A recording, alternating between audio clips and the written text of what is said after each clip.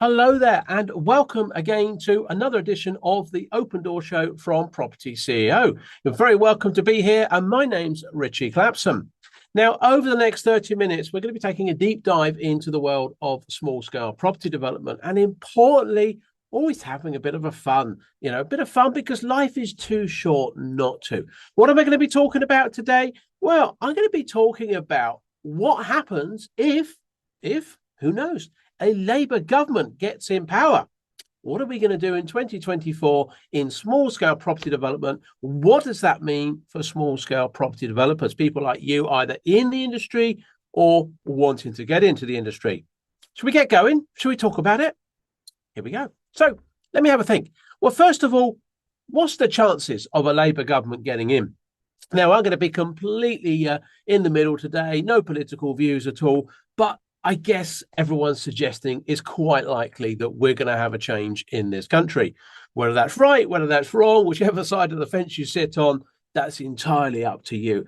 I'm pretty apolitical. I'm not really that fussed, to be honest. I think because what I do and talking about the world of small scale property development, I don't think it really matters. I don't think it affects it, whether it's Labour or whether it's Conservative. And I'm going to tell you why. So the chances are we're going to have a change of government. Whether you're a little bit worried about that as a property developer, I don't think you need to be. As a landlord, maybe. Perhaps that's another thing. As a landlord, maybe you need to be concerned if you've got buy-to-lets, HMOs, service departments. I think perhaps there's a whole load of legislation and maybe taxation coming your way in time. They might settle themselves in, but I think that's going to be coming down the road to you. How you mitigate that, I don't know, not really my bag, but I'm sure there are things we can do. But let me talk about property development. What do I think is going to happen there? Well, Labour, I believe in their manifesto, not that I've studied it in depth, are suggesting they're going to build 1.5 million homes. I'm guessing that's over the term of their office. Well, okay, words are quite simple. Words are very simple. In fact, the Conservatives have said similar things, and I'm sure every other party will say the same sort of language because we need those homes. And of course, there are people out there not living in their own homes. They're renting and they want to buy, but there's not enough places to buy. They're too expensive. Is they maybe too expensive because there's not enough out there? Back to supply and demand. Rental prices are through the roof. Maybe that's supply and demand. But ultimately, we don't have enough homes. We don't have enough houses in this country for the amount of people that need them. Maybe you're one of those people out there, or indeed you know someone out there who needs their own property, but they can't find it. They can't afford it. So what are our choices? What are our options? Let's just have a look at it. Let's break it down. Let's keep it really simple. 1.5 million homes they're going to build. Well, if we build 300,000 houses a year, which is the target, that's the target that has been suggested, okay, over 4 years, okay, well, we might get 1.2.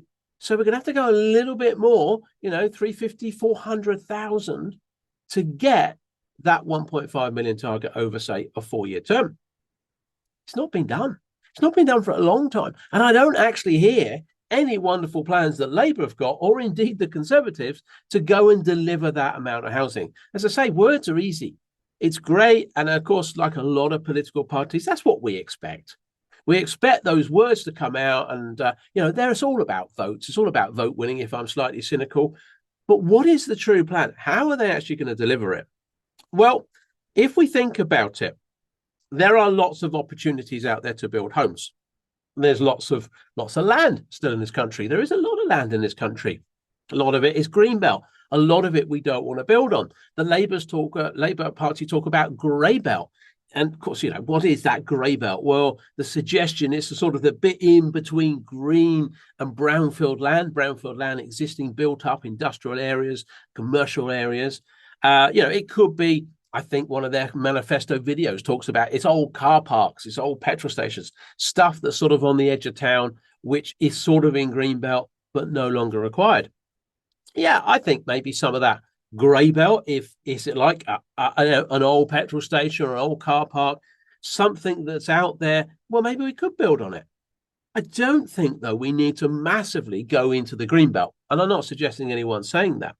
So we're going to get a certain amount of houses out of the grey belt. That's fine. We're going to get quite a lot of houses out of brownfield land if we want them, converting those existing empty commercial buildings. But what we need to think about, and this is just logic, how and who is going to build this, or who and how, whichever way around you want it. Who's going to go and build all these new homes? 1.5 million. It's great saying we're going to release this land. We're going to release this grey belt. We're going to open up the green belt. Even if you open up green belt, who's going to build it? That's what I want to know.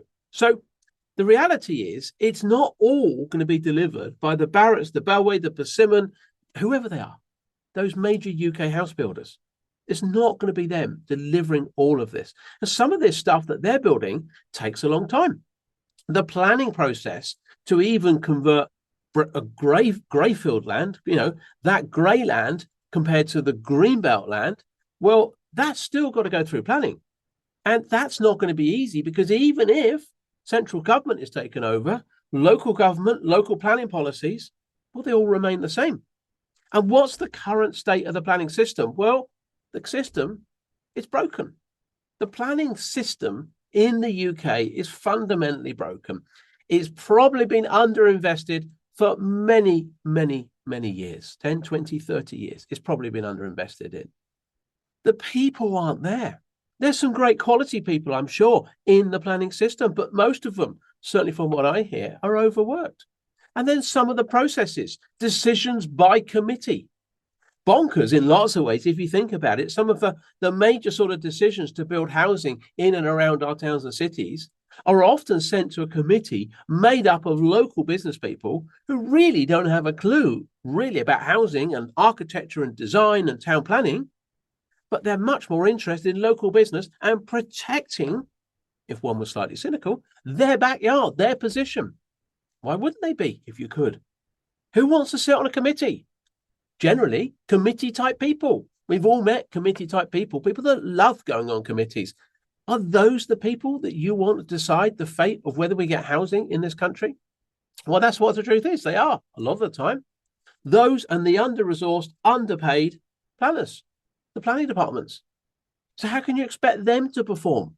Let's be fair to them. There's not enough of them. How can they do all of this work? They're struggling as it is. And how many houses do we build? Less than 150,000. They're struggling as it is with that many. You want to double it or more? Well, they're going to struggle even more, aren't they? And particularly when we go into controversial areas. Grey belt, green belt. That's going to be controversial, isn't it? Of course, everyone's going to object. Everyone agrees.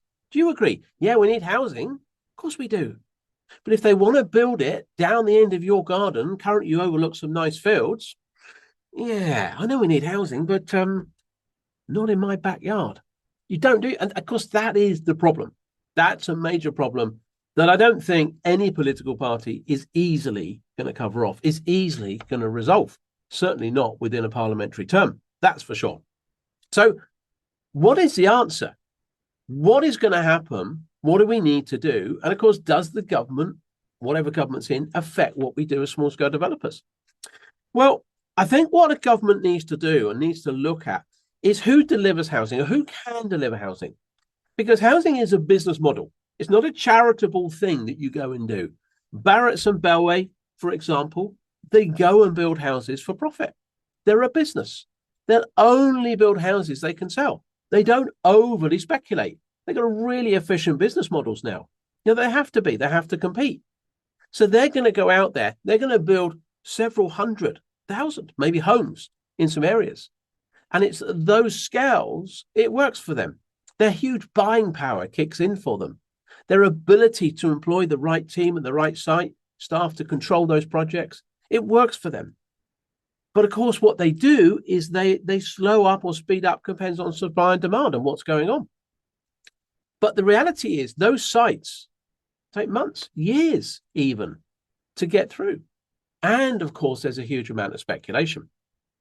So I'm pretty certain that the big UK house builders are not going to be able to deliver 1.5 million homes in this country. And the reality is as well, we don't want all of our 1.5 million homes out in grey belt or green belt. Why not? Well, but quite often there's no facilities out there. How difficult is it already getting a doctor's appointment? How difficult it is already to drive in and around your town? So what are we going to just extend these towns out? When does it stop? And now I know with a lot of these new developments, they actually go and build some new facilities, and that can be great. That can be applauded. And they come under Section 106 agreements. These major house builders are forced to contribute towards that. But actually, what we actually do have in this country, we do have an army of small-scale property developers, an army of small-scale developers that deliver a significant amount of our housing in this country. And it's those small-scale developers that we need to encourage back into the industry. And what I can tell you, it's very unlikely they're going to go out and develop in any scale, green belt or even grey belt. And here's the reason why. Look, when you're going to become a small-scale property developer, you're going to start a business. My assumption is you're going to start that business because you want to make some money. And my assumption is that you're going to start that business because you don't have stacks of money around you, which means you probably don't have, when you start any new business, the ability to waste money, the ability to speculate too much. So what small-scale developers can't do, however much encouraged by any government, is come in great numbers and take on grey belt or even green belt and go in the planning system, because they have no rights to build anything. They're going to have to go for planning permission. So going into the planning system has unknowns. There are uncertainties. I'm not saying you won't get it in many places. If the government, whatever government gets in, tries to encourage and tries to, lead on those local planning authorities to give that permission, you still have no certainty. And I think in a lot of areas, we still have these committee type setups, and we still have a lot of local objection, which means quite often local planning authorities will cave in under that pressure. It becomes very, very political. So think about it. If you're out there, maybe you're one of those people that want to be a small-scale developer, want to start earning six-figure sums, 100, 200, 300,000 a year, as some of my students do. But of course, you're going to come from a place where you can't, as I say, risk or speculate too much money. So have a think about it. Here's your choice. You could go and buy some grey belt land that's going to be designated under the Labour government, should they get in, to actually be something which is going to be encouraged to have planning permission. But you're going to have to go and buy that. Well, let's say that bit of land's for sale for £100,000, just for example. Have you got £100,000? Because one thing's for certain, you're not going to get development funding. You might get bridging, so you could get someone to bridge that for you. So you could get some bridging, which means someone will lend you the money at a fairly chunky rate, okay? And you're going to start paying that. Could be perhaps rolled up, but the likelihood is you're going to be paying that down monthly. So you're going to take on a £100,000 mortgage. But the reality is you've got no certainty. So let's say you're going to take that on, and you're going to take it on, say, for 15% interest rates. Could cost you less, but let's just say 15%. Well, within 12 months, you spent £15,000. What if in 12 months, you still don't have planning permission? What if they've come back and they've asked for this report, that report, there's been some objections, they've got to tackle this, they've got to tackle that? You could have spent £15,000 and be no further down the road. You've also probably gone to spend at least another £15,000 on your planning consultant. Maybe your architect. Maybe you've done some ground investigation work. So if you're going to start doing that, maybe it's 20,000. So maybe all in, after 12 months, you spent £30,000. You've got to have that £30,000. No one's going to lend you that £30,000 because it's a speculative investment, because you've got no certainty. You don't know whether you're going to get planning or not get planning. So you can't get what we call development funding, because development funding only kicks in when you've got certainty. Now, of course, there are a lot of people out saying, yes, but you can buy on an option, Clapson. Yes, you can. You could take an option. So if you take an option on that land, you've got to negotiate. You're going to negotiate with the landowner that you're going to take an option. You might need a year or maybe two to actually progress this through the planning system. And on that basis, they're going to have to wait for their money. Well, you might encourage them to do that.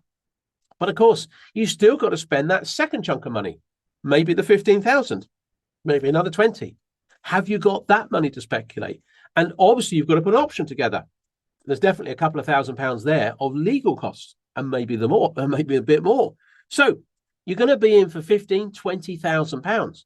And what if after 12 months, it looks like you're not going to get planning? There are so many objections. You're going to have to go for another year. Maybe your option agreement can't be extended. Maybe the time's run out. Maybe you've run out of cash to speculate with those consultants. That's the reality. It's all at risk. And that's why small-scale developers generally, when they start out, they don't start getting involved in stuff that needs full planning permission because the planning system's broken. And what I don't hear from any government, any government, current, future, is how they're going to solve the planning system. And the reason I don't hear that is probably because they don't know how to solve the planning system. It needs a huge amount of money and a huge amount of time. And it needs more time than what they'll get in a period of being in government. So their time in government, they probably haven't got time to fix it. And normally when you try and fix something, you go backwards first before you go forwards. So, of course, a huge amount of investment will be required in the planning system, but with no results within the government's term, how does that work for votes for getting re-elected? Not very well. So that, of course, is going to, my view, that's going to remain a challenge. What should we be doing? And what do I think Labour government, should they get in, are actually going to do? Well, they're still going to encourage brownfield land development. They're still going to encourage the conversion of empty existing commercial properties to be converted into residential. Because the reality, Labour, as much as Conservative, maybe the Liberals, as much as Conservative and Labour, whoever it could be, still need to provide housing. And they still need small-scale property developers to come into the marketplace. Not just the ones that are there to keep building, but they need a lot more small-scale developers in the marketplace out there building. Small-scale developers, we used to deliver 30% of the housing in this country. 30%. Well, if we need 30% and we're trying to build 300,000, that's 100,000 houses. 100,000 houses. And actually, pick up my large big button calculator. If we had 100,000 houses that we need to build as small-scale developers, as a community, as a team, and let's say, in my view, small-scale developers should be building between 5 and 20 units. Well, let's divide that by 50, take an average number. I need 6,500, over 6,500 small-scale developers in this country. I can tell you there's not over 6,500 small-scale property developers in this country. There is way, way less than that. Here at propertyCEO, we've been doing our bit over the last years trying to train a number of small-scale developers. And we're probably up to 300, maybe 400. The reality, not all of those will stay within the market. Things happen. Life gets in the way. Life changes. So some of those will disappear. So maybe at best, we might have generated 250 small-scale developers, 250 small-scale developers building 15 houses each a year. That's only 3,750. 3,750. Now, there could be other people out there training people. Sure, of course there's going to be. But we're only delivering 4%. We're probably one of the key players in the marketplace delivering and training only small-scale developers. But let's say there's 3, 4, 5 others like us. Well, that's still only 15% of the housing we need. It's just not enough. So the opportunity, and that's what I want to talk about here, is the opportunity is there. Labour are going to encourage permitted development rights. Permitted development rights is what gives you that opportunity. Permitted development rights is pretty much what it says on the tin. It's a right to do certain developments that are permitted. And fundamentally, it revolves around conversion of existing commercial buildings. Those empty shops, those empty offices, those empty, in some instances, doctor surgeries, gymnasiums, restaurants, whatever it might be. Those empty commercial buildings, there's a whole list of what we can convert. And here's the thing. This is what makes it possible. And this is what I'm sure, or I'm not sure, perhaps should I say, the governments really understand. It's the small scale business model. Not just small scale development, but small business owners, SME business owners, have the ability to speculate. So much money, but not a huge amount. And so the permitted development rights takes away a large amount of that speculation, because we can take with certainty a commercial building, an old shop, many, many empty shops. Am I right? In our towns and cities, there's many, isn't there? We can take with certainty that old shop and convert it into a number of residential flats to create the much needed housing that we need. And indeed you can sell, because there's a huge amount of people that want to buy them. And the reason we've got certainty, because we've got those permitted development rights. given to us by central government, currently the Conservatives. My view is that Labour will not change that. They'll probably only enhance it. They're going to tweak it and play around the edges. Of course they do. They're a new government. They're going to say everything the Conservatives did was wrong, and they're going to probably proceed, keep most of it, and tweak a few bits. And that's fair enough. That's just what they're going to do. That's politics. That's politics. But the reality is they're not going to stop it. Because if they stop it, they've taken away that potential 30% of housing delivery that they need to get to their manifesto 1.5 million houses whilst they're in office. So they need those people back in the marketplace. The Conservatives have done a pretty good job of trying to encourage that. I'm not saying they're great, but they have tried to encourage permitted development rights. They have tried to put more things in place. Have they helped landlords and all those things? Possibly not. But certainly they have tried to encourage it. But there's not enough people coming in. There has been a big shift. I can definitely tell there's been a big movement. And certainly in the last 3 or 4 years, we've noticed that here at propertyCEO. More and more people wanting to become developers, wanting to do their bit and help themselves into the same time. You know, if you can deliver some much needed housing in this country, you're helping our country. And if you can pocket 100, 200, 300,000 profit, well, you're helping yourself and your family at the same time. But because we have these permitted development rights, and this is the key, this is the absolute most important part, is we have the ability to raise the funds.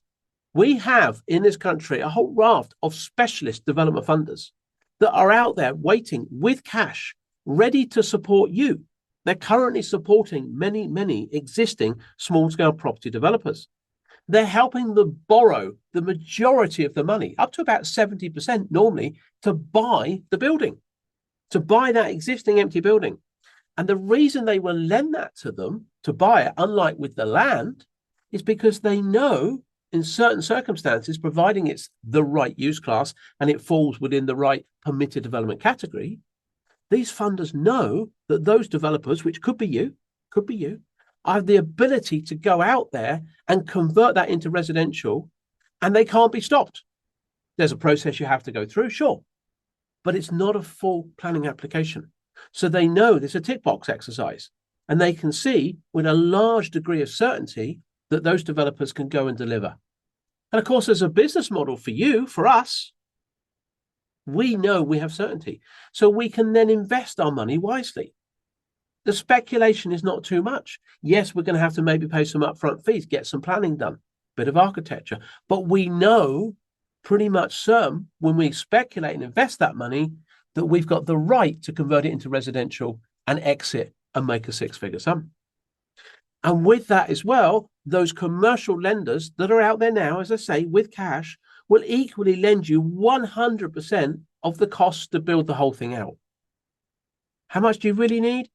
Do you know, you might be surprised. You might have heard me talk about this before. You can invest as little as £12,000 and turn that into 100, maybe 200,000 profit. That's how little investment you can get away with. I always say 10 to 20 is a wise position to be. So if you have between 10 and 20,000 pounds, could you become a small scale developer and earn 100, 200, 300 a year? Yes, you could. You could definitely start that journey. So coming back to it, our Labour, should they get in, who knows? Are they going to change anything fundamentally for small scale developers? I don't think they are. Are they going to change permitted development rights? Do you know? Perhaps only for the better. That's going to be my bet. I think in time, they'll enhance them. So really, as a small-scale developer, whether you're under Conservative or whether you're under Labour, I fundamentally don't think there's a problem. I really don't. So don't hold back. The opportunity is out there now. The opportunity is grow this community. Come part of this community of small-scale developers. propertyCEO are a part of that. We're trying to build a community within propertyCEO of several hundred developers that are out there building and delivering some of the properties that this country needs. Whether that's helping Labour deliver their manifesto or Conservatives, does it matter? It doesn't really, does it? We're delivering much needed houses for this country, for the people that need them. And we're creating a fantastic business model for ourselves that can earn 100, 200, 300,000 a year, life-changing amounts of money. So I don't think it really matters. I think the outlook, should Labour embrace it and take it forward, the outlook out there could be even stronger. Labour have this ability to actually, as I say, and I think they will, further enhance the permitted development rights. Just double down on those local authorities that are actually objecting in some cases to these permitted development rights. Make certain that these things are going to go through as indeed they were designed to. Ultimately, we can go out there, we can work together, we can build more houses. Blimey, sounds like a political party broadcast now, doesn't it? But hey, look, that's my views. What do you think? I don't know. Give me some comments. If you like what we do, click on the like thing, whatever it is. I don't know, subscribe, whatever you need to do. Come back and listen to a few more of our open door shows. If you're interested in a bit of training, a bit of free training I've put together, just click on the link below or write this down. It's propertyceo.co.uk /SFR, propertyceo.co.uk /SFR. Click on the link below. I put a little bit of training together called the 6-figure roadmap. It's about you getting into property development. It's about how you could start becoming a small-scale property developer, whether it's under the Conservatives or whether it's under Labour. You can become a small-scale property developer if you'd like to. Thanks for listening. See you all soon.